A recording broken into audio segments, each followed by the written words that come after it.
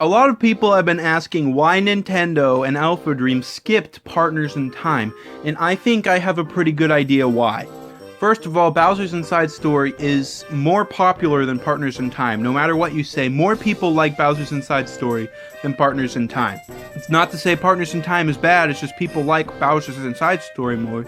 And it's my own personal assumption that Alpha Dream also likes Bowser's Inside Story better. So, and here's why they would have skipped Partners in Time. So the 3DS is dying. I don't like to believe it, but the 3DS is dying, and pretty soon it'll be dead. If they did Partners in Time first, then by the time we get a Bowser's Inside Story remake, the 3DS will be dead and no one will buy the game. And you may say, well, they could put it on the Switch. Well, it wouldn't work on the Switch. There are a lot of reasons why it just wouldn't work on it. They'd have to heavily modify the game, and in the end, it's just not worth it for them.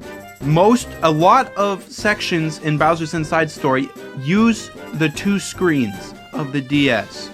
Every battle implements the two screens, and if they were to move it down to just one screen, they'd have to alter many attacks and enemy attacks. They'd have to alter it so that it would work on a single screen, or just remove those attacks altogether.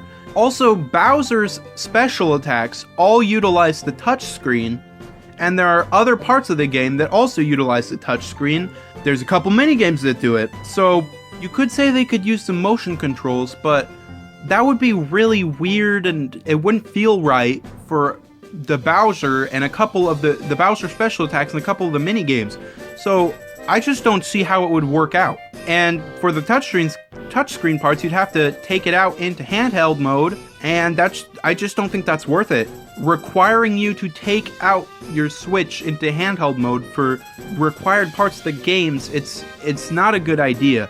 Plus, they already have an engine, a Mario & Luigi engine on the 3DS that they can use, and they can reuse a lot of assets, and it's just a lot easier than it would be to make one for the Switch. One person I talked to, sorry if you're watching this, but I'm gonna call you out. He came up with the idea that for the dual screen parts, you could either have it shrunk down on the big screen, or you take it out into tabletop and turn it sideways, and there'd be like a special way to turn it sideways, and that's just weird. That doesn't make any sense. That is way too much work for something so simple, and you'd also have to take it out every time you had a battle. You'd have to take it out of the dock, turn it sideways every time there's a battle or a minigame. So I hope if you were wondering why Partners in Time wasn't remade, I hope it makes sense now. Of course, I don't know if this is the real reason or not. Maybe they just didn't like Partners in Time enough to remake it, although I don't think that's the case. So even if this is not what happened, I hope you can understand why they didn't make a remake of Partners in Time and just went right on to Bowser's Inside Story. Thank you guys for watching. Goodbye.